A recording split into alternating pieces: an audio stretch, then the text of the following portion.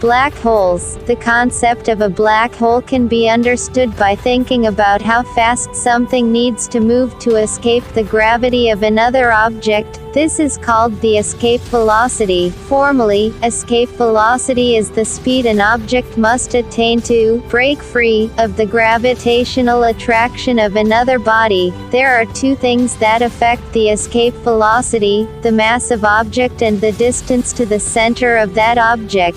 For example, a rocket must accelerate to 11.2 kilometers per second in order to escape Earth's gravity. If, instead, that rocket was on a planet with the same mass as Earth but half the diameter, the escape velocity would be 15.8 kilometers per second. Even though the mass is the same, the escape velocity is greater, because the object is smaller and more dense. What if we made the size of the object even smaller? If we squished the Earth's mass into a sphere with a radius of 9 millimeters, the escape velocity would be the speed of light, just a wee bit smaller, and the escape velocity is greater than the speed of light. But the speed of light is the cosmic speed limit, so it would be impossible to escape that tiny sphere, if you got close enough.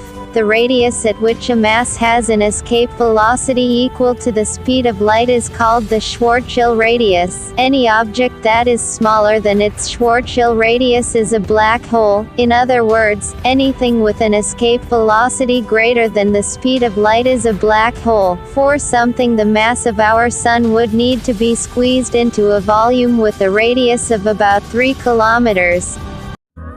Like, comment and share this video for more and more.